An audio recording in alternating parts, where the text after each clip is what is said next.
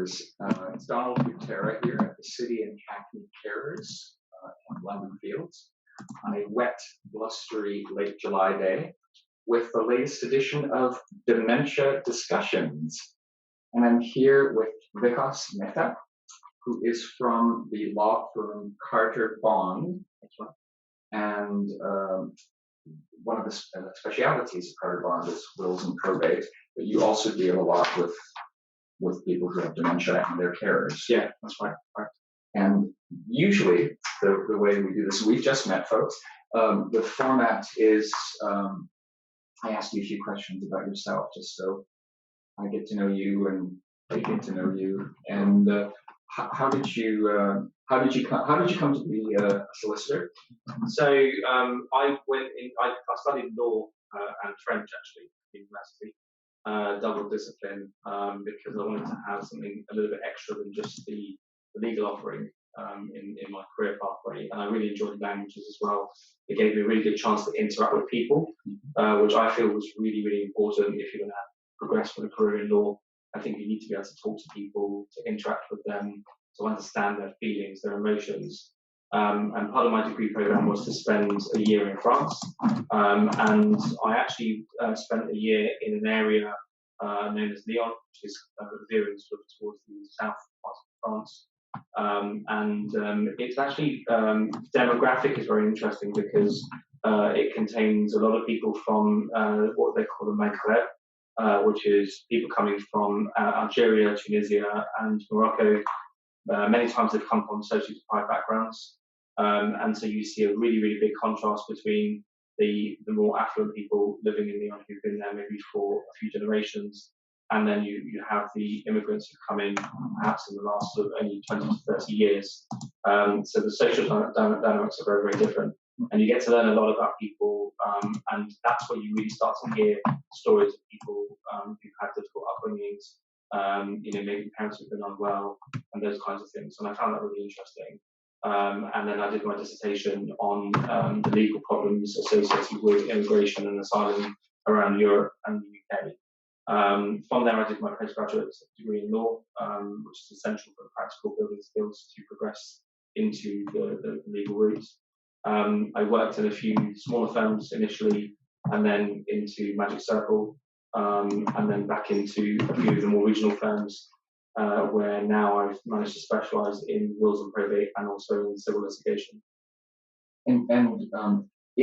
As a specialist in wills and probate, how much of your work is involved with dementia-related cases? I think progressively I've seen a lot in the last 5 years it's become increasingly the case. Probably difficult to say exactly how much, but I would think a portion of my caseload has become oriented around people with dementia or Parkinson's or progressive but mental illnesses really that affect the brain, affect the ability to think, to make decisions clearly. And actually, I would say in the last 6 months, about 50% of my cases have involved parents or grandparents who have suffered or are suffering with some form of mental instability, usually with the onset of dementia at that point, or where doctors have said that the onset of dementia is almost certain to happen. And how do people find out about you? How do they just contact Carter Bond and get referred to you, or generally? So there are a number of ways. I mean, we have our Facebook and LinkedIn pages that are live and active. We have flyers and leaflets that we regularly post, and we've got an existing bit of clients who come to us for other legal needs. But then they now know that we've got this extra kind of string to our bow as well. We go to some forums, we talk to people, we have open discussions, we take part in BNI business networking interaction meetings, whereby we can then project the values that we have, the kind of work that we do, and we talk very, very regularly and openly about our wills and probate business.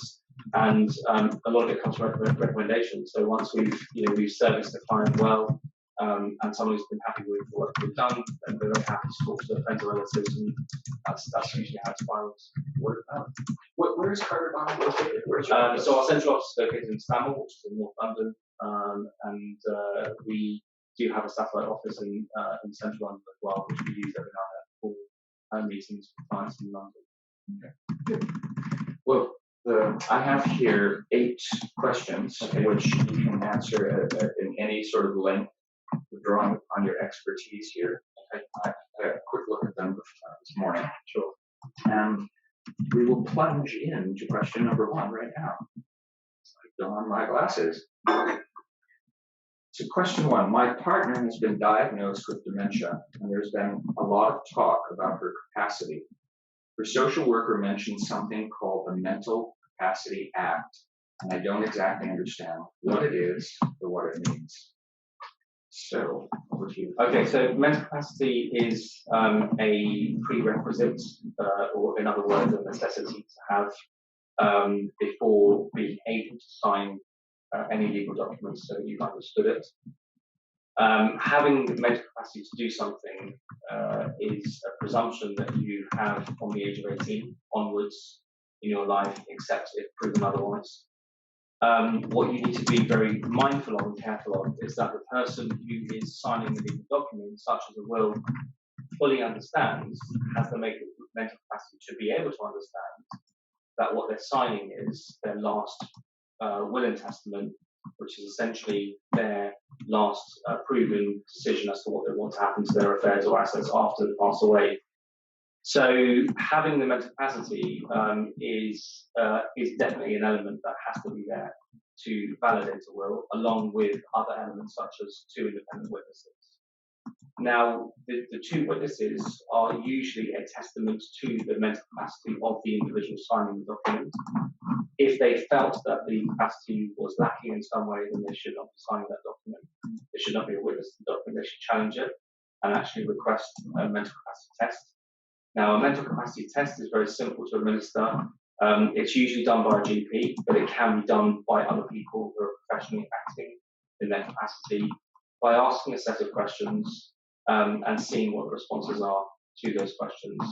If the responses are perhaps confused in some way, they seem perplexed, they seem unusually anxious with their responses, it's usually an indication that they may either be losing their capacity or have lost it, in which case they certainly cannot sign a document. When signing the document, the capacity is so important because you are effectively, like any other legal document, you are binding yourself to the terms of that document. And if you are not willing to bind yourself and do not understand the nature of what you're doing, you cannot be expected to sign a document. So having capacity is vital. And those questions, I assume there are a handful of them. There's a small set of questions. Usually sort of anywhere between sort of maybe 10 and 20 questions are asked, depending on how extensive the person wants to be with regards to the questions. I have seen these tests being carried out actually firsthand in a hospital by a medically trained doctor. And the average tests range actually probably around about 50 to 20 questions, I would say. Sometimes even extending it further, sometimes asking someone to draw a picture of something. So saying what they want them to draw, something very simple, but to draw it with a pattern in there and to see how the person responds, what their hand movements are like, what their eye movements are like, their coordination, and then if they can describe what they've actually drawn and why they've drawn it as well. And is the person obviously asking the questions who determines ultimately that the standard of capacity isn't being met? Yes, that's right. That's right. Now, there are sometimes some concerns when somebody presents what appears to be the onset of dementia, but in fact could be easily confused with depression. Now, looking at depression, of course, the 2 illnesses are not necessarily a direct correlation with one another. But sometimes when somebody is clinically depressed, they may manifest symptoms that seem to be in correlation with dementia. And that's why the test is so important, because usually someone who is suffering with dementia and that's been ongoing for some time they will typically present symptoms on a regular or consistent basis, unwavering. In the case of someone who is depressed, their mood changes, tends to change very regularly. It will change in line with their medication. If they've been medicating, eating properly, then generally their depression is under control. If they haven't been, then usually it is somewhat out of control, and therefore they may talk and speak and act in ways which may seem unusual, and they may seem a little bit out of contrast with, say, somebody who's acting normally, doesn't have any health concerns of any nature. So you need to be very careful to draw a fine line and not be overly keen to prescribe and draw someone into the box of dementia when in fact they could be suffering with another form of mental illness. Thank you. I love a thorough answer, and that's about as thorough as you could get. This is one of the reasons I enjoy doing this, and I hope you're enjoying being with us today.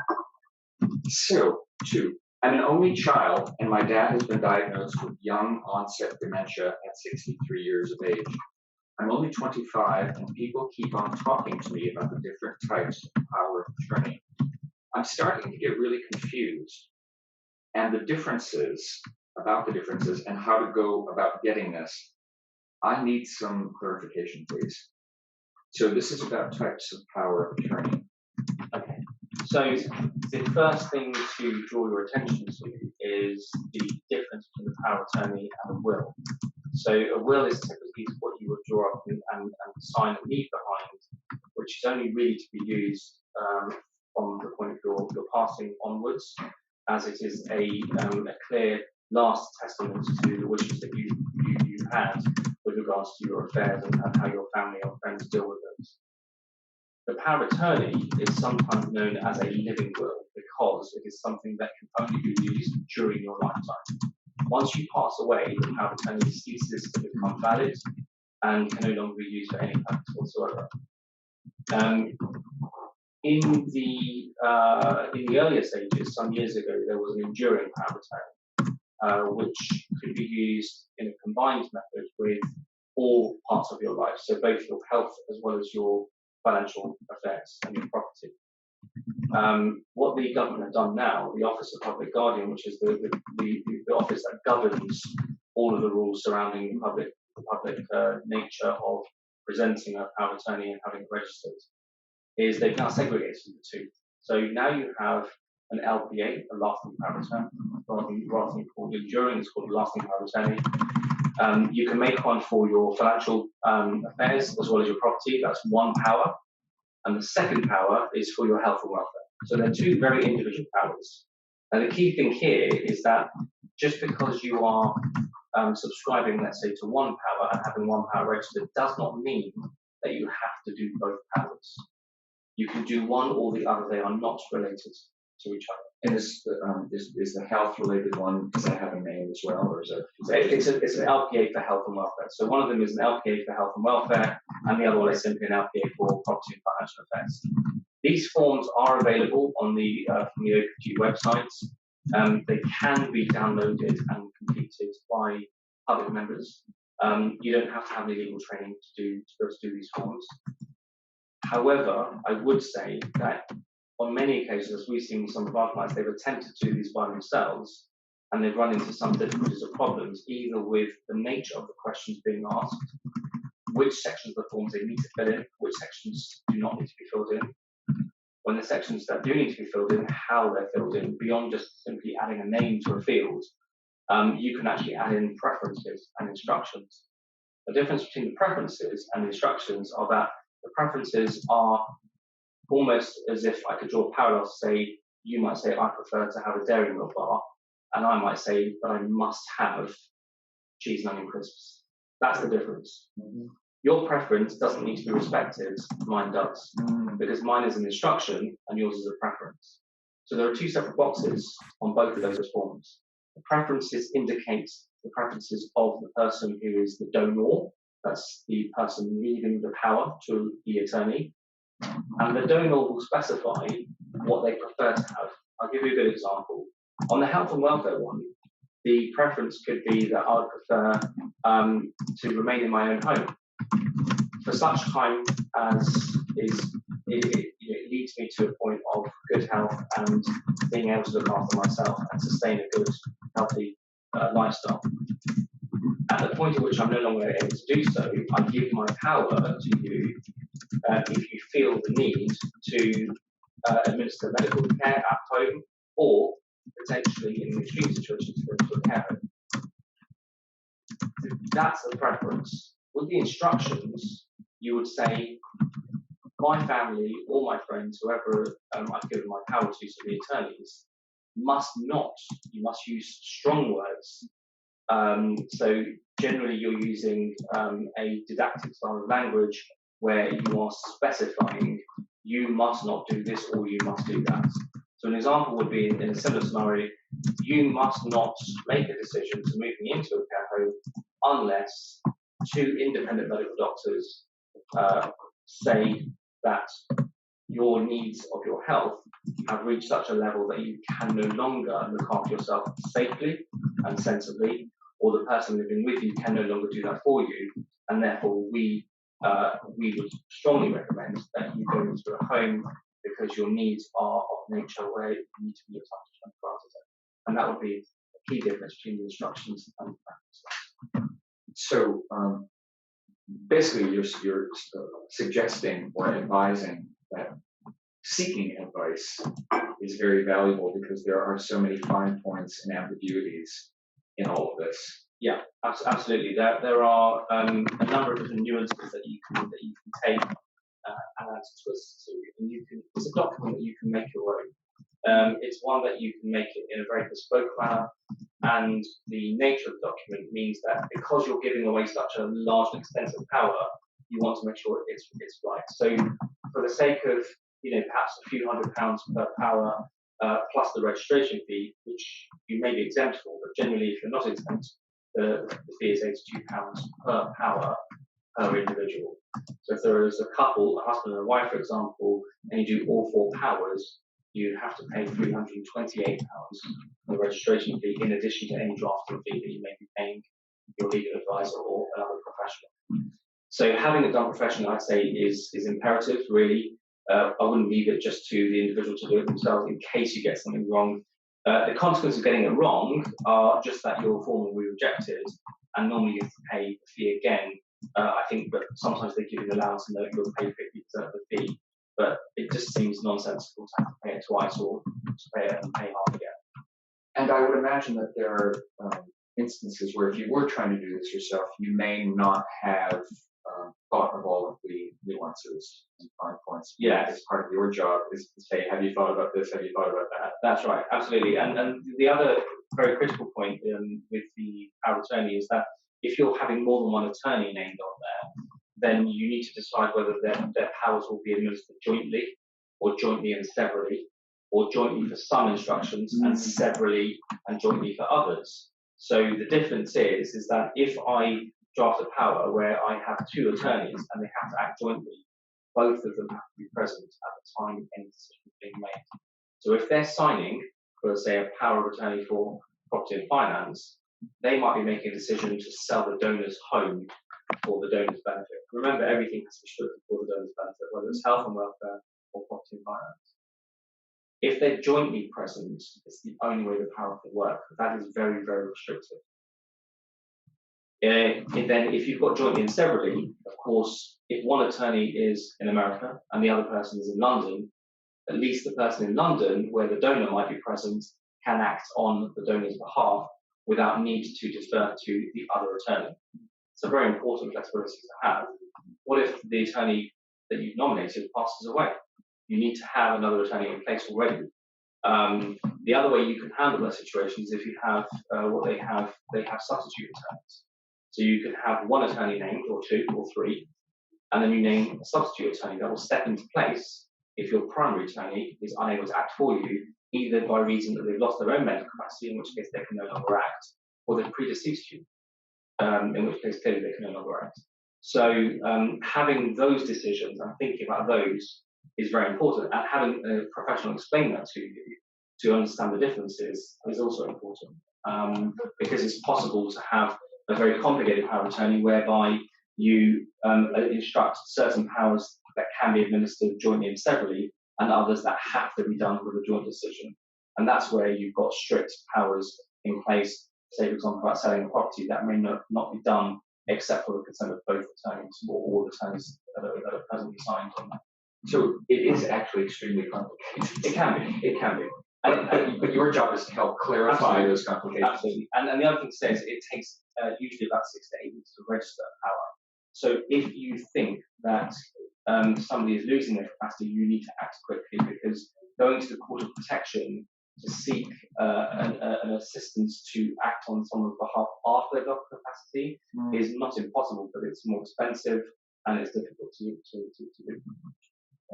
Well, that's all food for thought, and planning. It's all about planning, isn't it? Yeah, definitely. And having contingency plans and being very thorough and clear about what you want. I think one thing that the viewers should also know about powers of attorney have been traditionally seen as documents that you should only use if you're 60, 70 plus and nearing the age where things can start going wrong with you. It's not the case. If you can also have a general power of attorney as well, whereby if you travel frequently and you're out of the country a lot and you have no capacity because you're physically not in the country to be able to sign a document, you can actually have a general power of attorney drafted by a solicitor's office, which will give you, as the attorney, the power to do things with their affairs, to make decisions on their behalf, because they've given you their consent prior to that event. And the powers can also be used in the same situation, even with these lasting powers of attorney, in other situations where the person may not necessarily have lost their capacity, that you can actually have the ability to use the power straight away.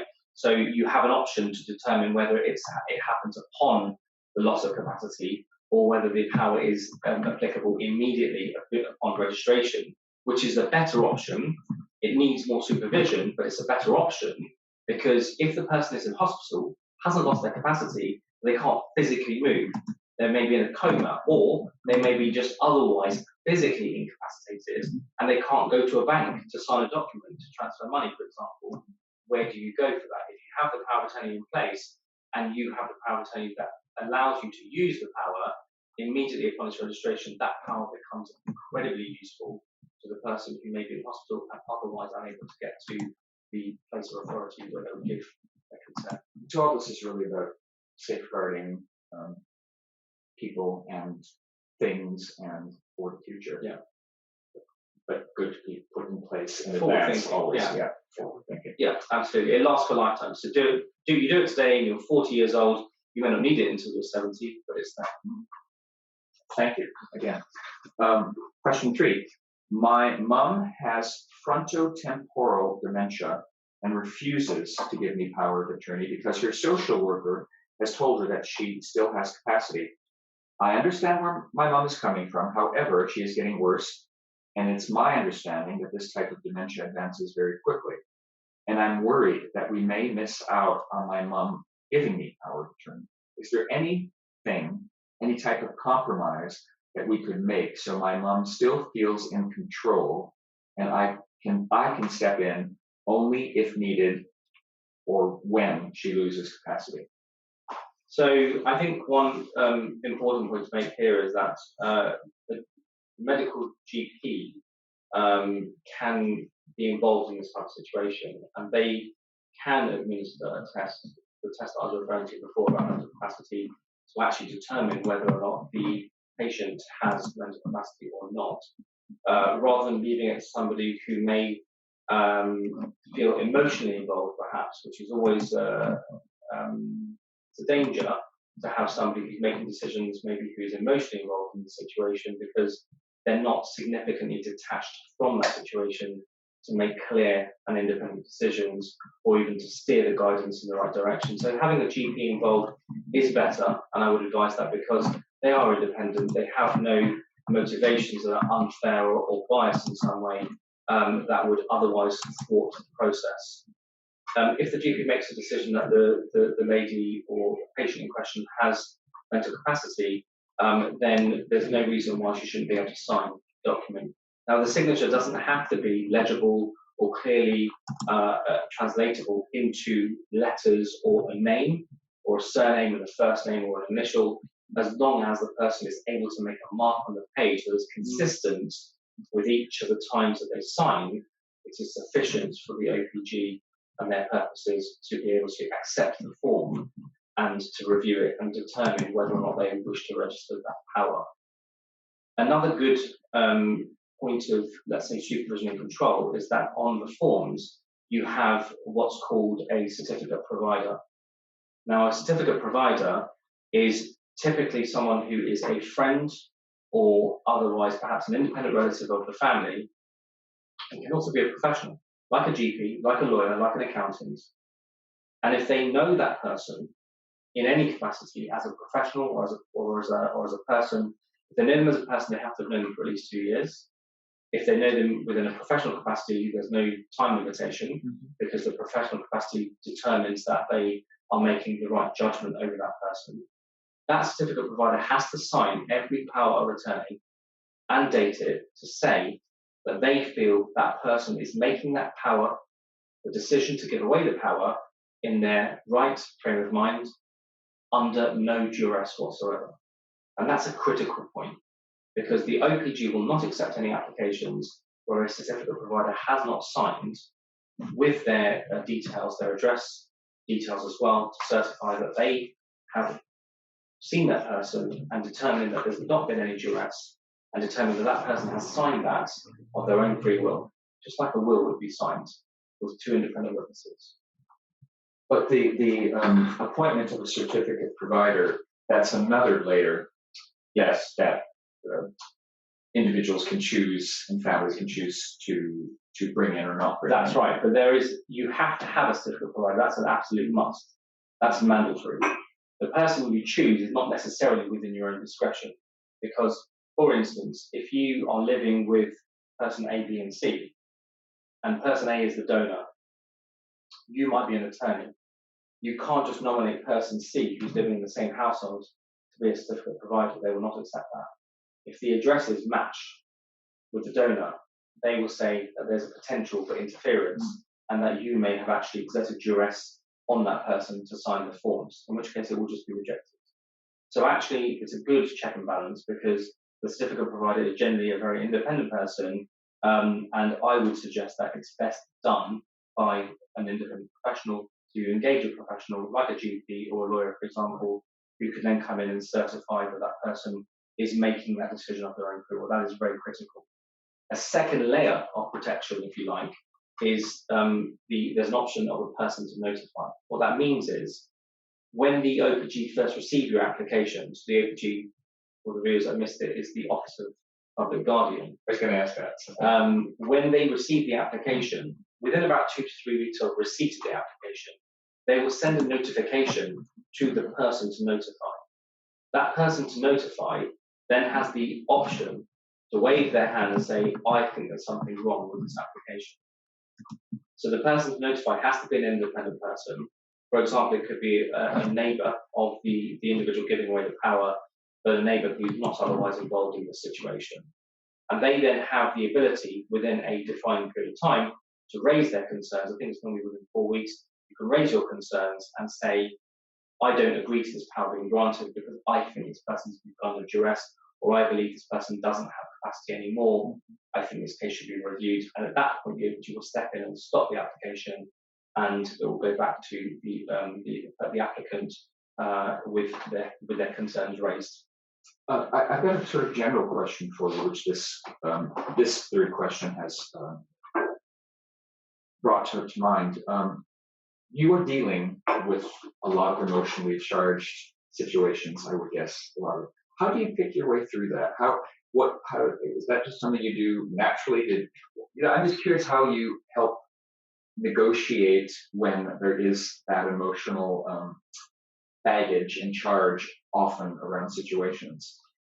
What I often like to do is I often like to quote what judges have said to members of the courtroom in the past, in not necessarily these same situations, but general situations. We are concerned with matters of fact and not matters of emotion. The law doesn't really take into account emotions per se, or necessarily moral dimensions or moral perspectives. The law is concerned with fact and law. And therefore, what I say when there are emotions involved, I listen, but I listen with a tuned ear, and I say to myself, I'm not going to be affected by these emotions. I'm not going to be swayed by these emotions. I will remain very pragmatic. I'm here to do this job. This is what I know you need me to do, and the objectives that you want me to serve or help you fulfill. And therefore, let's be very, very discerning and judicious about the information that you're sharing with me. So as much as somebody might start going off on a tangent, I will very politely and very respectfully correct them and say, look, I appreciate that this is a difficult time and you've been affected by this, but we're not currently concerned with this. Let's stick to the facts. And I'll remind them of that regularly throughout the meeting to ensure that I am able to obtain and procure the information that I need in order to actually assess the application and apply for the power on it. So you're the stable factor in the room when possibly It's often the case, a lot of stuff is swirling around. So just to briefly sum up, so this person for question 3 is there any type of compromise that we could make so my mom still feels in control, and I can step in only if needed and when she loses capacity? Yes. Any base? I think so. As I said, I think definitely get a doctor involved, get a GP involved as an independent party. The second thing is go back to the part I mentioned earlier in the previous question. The instructions, the preferences are a really good way to control what that person wants. So, for example, you can say that 2 things you can do. You could say if the patient has a house of their own, for example, my house must not be sold except for with the written consent, and you name a third party who's independent of the process who will not agree to sell your house unless it's for your own benefit. There's another thing you do to actually protect property, for instance. You can add a restriction onto your property. So you, again, probably need to go to a law firm for advice on this.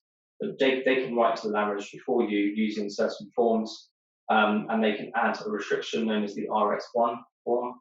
And that restriction would apply a restriction on the property that specifies the wording, which is within the framework of legal parameter wording, to say that the house cannot be sold except for the written consent of, and then the named party.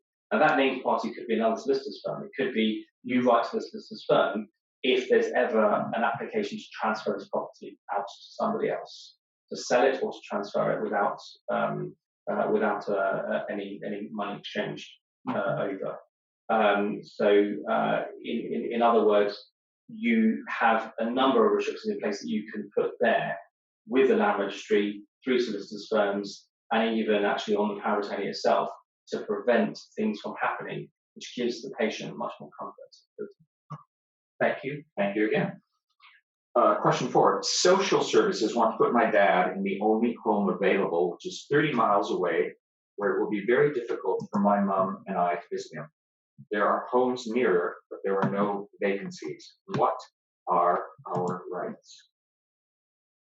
So, generally speaking, a person cannot be compelled to go into a care home, except for situations where they've been hospitalised, as they're generally very, very unwell. Not necessarily that they have mental capacity, but they may just be unwell otherwise. And doctors would generally have a concern that going back to the family home would present a danger for them because they can't be looked after properly. There are only really 2 options there. The hospital would normally look to find the closest possible home which is available at the time when they want to discharge the patient. And unfortunately, with the current climate, the hospitals are looking to discharge sooner rather than later because they just don't have the capacity to keep patients in longer than they need to be there for. And often the hospital is not the best environment for the patient if they have exhausted all of their medical provisions to be able to look after them. It's usually a palliative form of care or an end-of-life care, perhaps you can say, to be delicate about it, that needs to be administered. Now, I think above all, what's important here is the family's concerns are normally taken into account. If it is really, really difficult for them to drive or travel to a home some fair miles away, they will generally look to try to allocate you to a closer home. Usually there's no compulsion to have to go there. If you refuse, they can't physically just transport the patient there. You could still actually bring the patient home, although it might be against the advice of the doctors, and maybe have a social carer, a medically trained nurse, for example, come out and visit and do the palliative needs, conduct the palliative needs of the patient in their home until a suitable home does actually arise. That would be, my suggestion there. So that nub of this question is what are our rights? I mean, look, you have a right ultimately to take the patient back home. They can't compel you to physically take the patient to a care home, and they can't simply just transport that patient of their own accord. They can't physically pick them up and take them there. You have to sign a consent form for their release. In any case, they are probably going to be in a condition where if they need care home attention, but they won't be able to sign the form themselves. So maybe as their attorney, and again, having a power of attorney in case is so important here because it gives you the right to make that decision. You have the legal right and the power to determine what happens, and that's why having a health and welfare one and a property and finance one is so important. A lot of people will say, well, a lot of people actually, funnily enough, put their health needs behind their needs of their property and financial needs, and they will probably get a power of attorney done first for property and finance and later for health and welfare. I would always advocate doing both at the same time because you never know when a health situation will arise.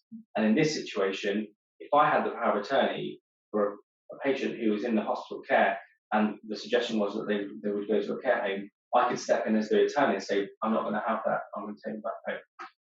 And you could then possibly wait until a better home arises. Thank you. You've answered that in exactly the way that I was, not that you're predictable, but I was thinking you might, and it goes back to everything that we've gone through so far. 5, very short question. I'm a new carer for my mom with dementia. Could someone please explain to me what deprivation of liberty is? Okay, so deprivation of any kind is simply where you remove the ability or the right for someone to do something of their own free will. So the deprivation of their liberty would be you take away their freedom to be able to do things of their own accord. So it could be that you're depriving them of the liberty to make a decision by themselves, or it could be that you're depriving them of the liberty to freedom to move around independently of themselves without the need to defer to somebody for permission. When does it get put in place? When is it used?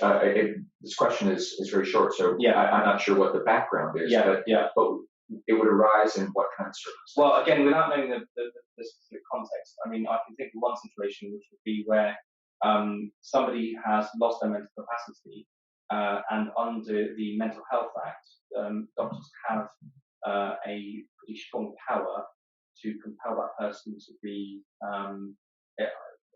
institutionalized, as it were, into a mental care health home.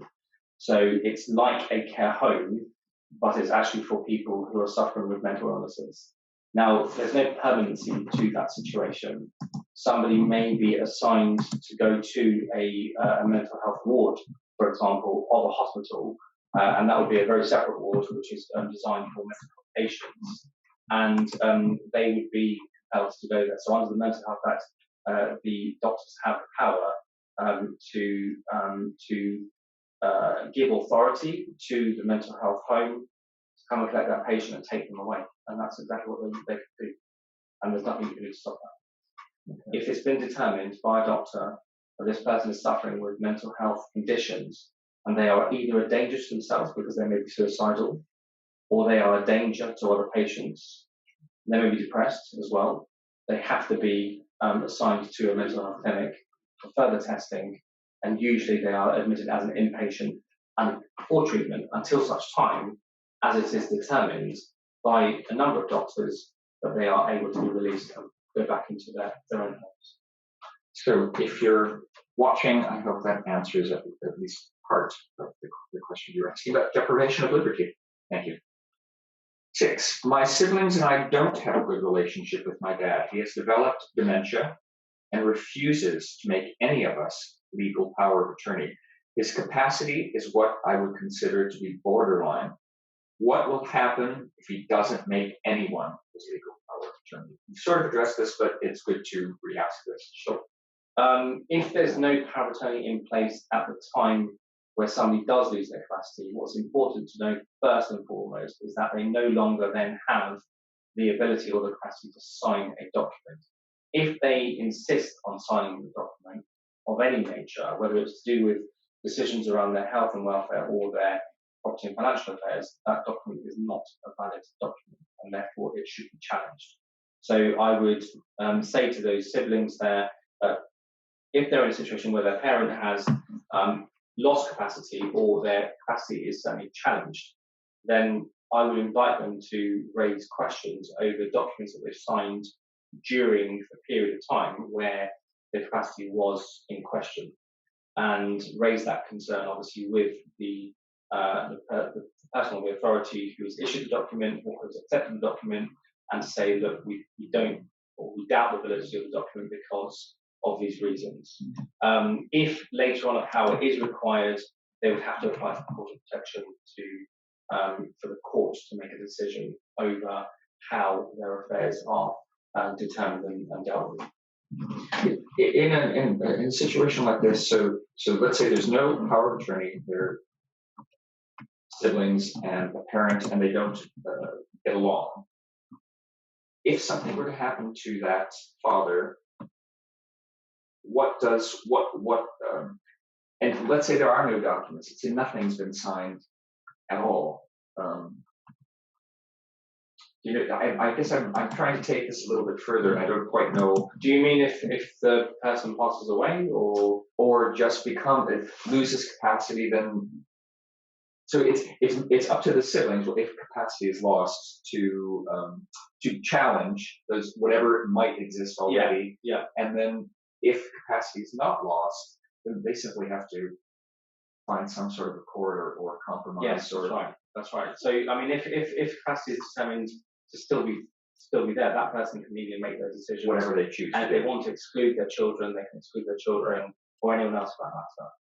If capacity has been lost, then they can challenge documents that were signed during the time where capacity was in question. And if they need to, then, for example, if the person becomes so unwell that they can't live in their own home anymore, the home needs to be sold, if they're the only legal holder of that title to that property, then they would have to seek a court order on the Court of Protection to be able to do that. Thank you. Penultimate question. My partner has dementia, and we've decided that it's time we both make a will. We're both 75 and aren't getting any younger. What type of advice can you give us? We aren't really sure how to go about doing this, especially taking his dementia into account. If the person with dementia still has some capacity to be able to sign and understand things, again, that can be evidenced by a medically trained doctor.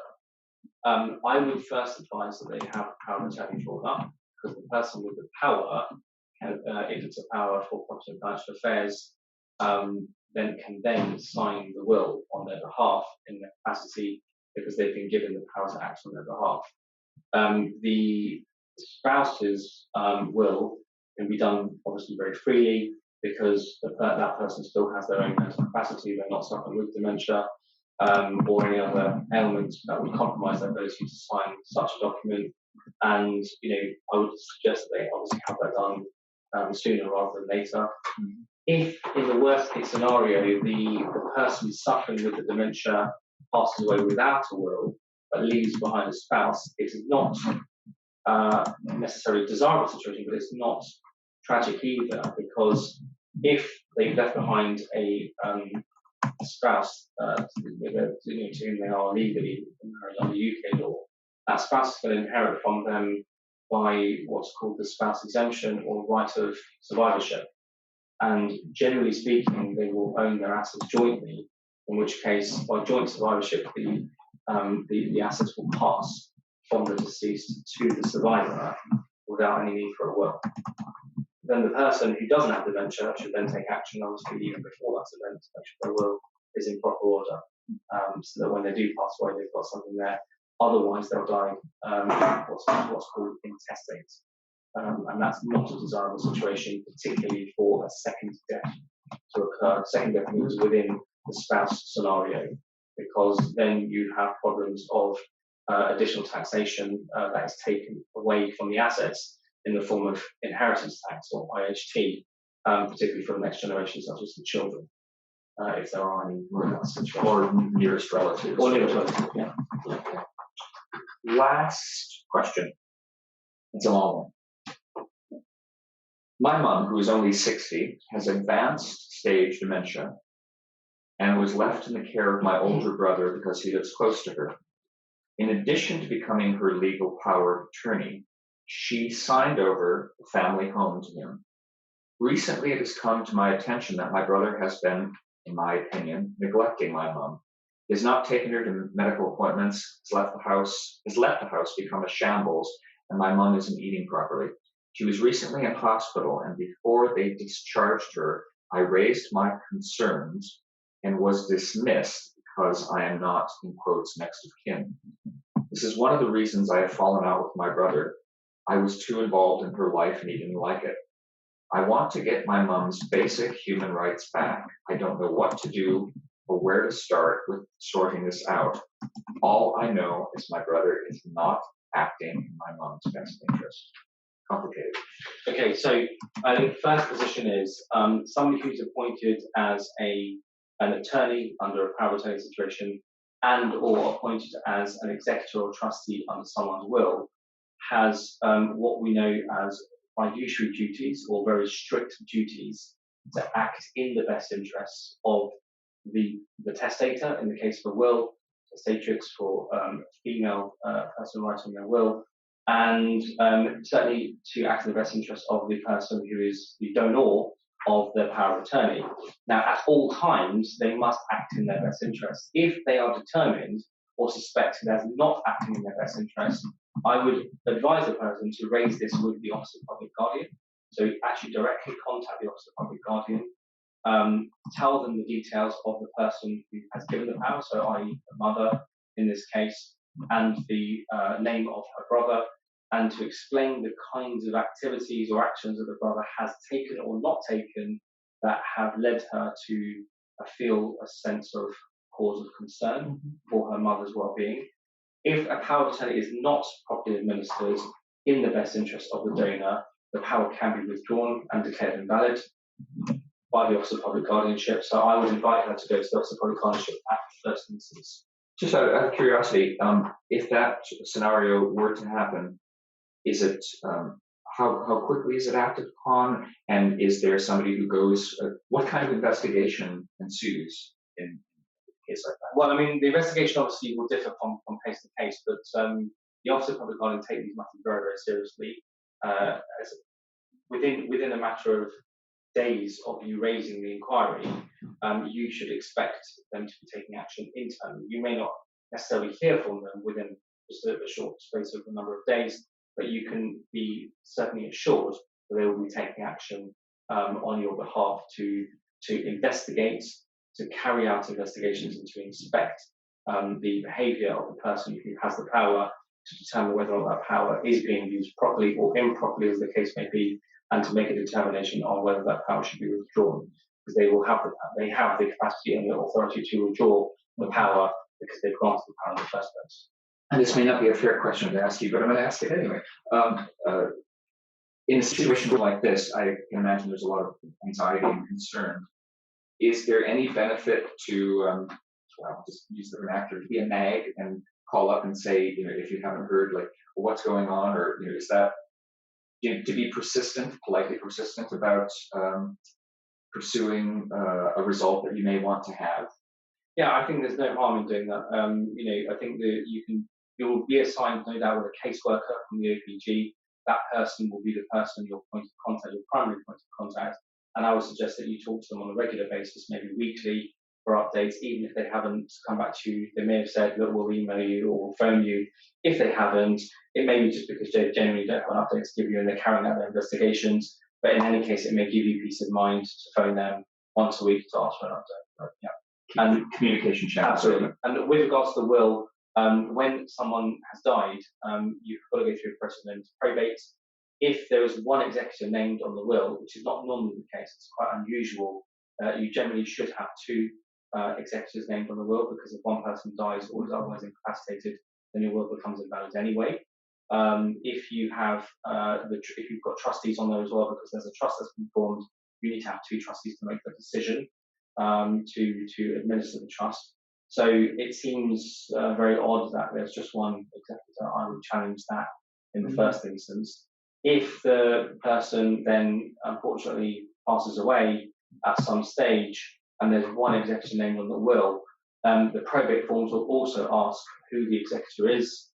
At that point, as the sibling, you actually have the right, number one, to challenge under the Inheritance Tax Provisions Act in order to claim for part of the estate that you believe is belonging to you. Secondly, you can also challenge the executor, and you can make a court challenge to say that you don't believe the executor is acting within his or her proper capacity, and you can apply to the court to have them removed. And then you can go through a process known as the deed of variation, and the deed of variation must be done within 2 years of the date of the death of the party concerned, and that deed can seek to vary the distribution of the will. It can't be used to change the executor. That's a really important point. You cannot change the executor through a deed of variation, but you might be able to go to a court to seek an order to remove the executor from their powers because you believe that they've abused their powers. Yeah, thank you. So we've covered a lot of territory here. You've suggested forward planning. It's all very about safeguarding the lasting power of attorney, both for health and welfare and property and financial affairs. The idea of a certificate provider, Yes, being an independent professional. The OPG, Office of Public Guardian, as a resource if there are any questions or suggestions of abuse. What am I missing out? Deprivation of liberty we've dealt with. person to notify as well on a power of attorney. If you've got concerns, you can nominate a person to notify as well. They can then raise their concerns independently to the Office of Public Guardianship, and they normally have a 4-week period to do that. Anything else? Anything we haven't covered that you think should be conveyed to people? I think just I would always nominate at least 2 powers of attorney, because you don't know if the other person is going to move the country or otherwise not be there, present, and able to fulfill their duties. Have a substitute power of attorney if possible in place to smoothen the process if one attorney passes away or cannot act in their capacity. So you can have a nice transition from one to the other. And generally speaking, with wills and also with powers of attorney, try to nominate people that you implicitly trust, because they are generally going to do right by you, and they'll generally respect your decisions. They'll generally know you quite well, and they'll know your needs, and they'll know how you want to conduct your life, and after you lose capacity, how you would want your life to be conducted rather after you lose your capacity. I think that's all very important. And act soon. Don't wait until it's too late or before there's an onset of dementia or anything. I think having these documents in place, whether it's your will or your powers of attorney, is so critically important that I cannot overemphasize the importance of doing that really at any significant age of your life, 30 onwards, really. Okay. Thank you. It's been a real pleasure and an education. And can we end up on a light note? You want to say something in French? I assume you're fluent. Do you want to say goodbye to viewers? And okay, merci de m'avoir écouté et j'espère que j'ai répondu à toutes les questions que vous avez et à la prochaine fois. Merci beaucoup. Goodbye from Vikos Mehta of Carter Bond and Donald Butera, and we'll see you soon. Au revoir.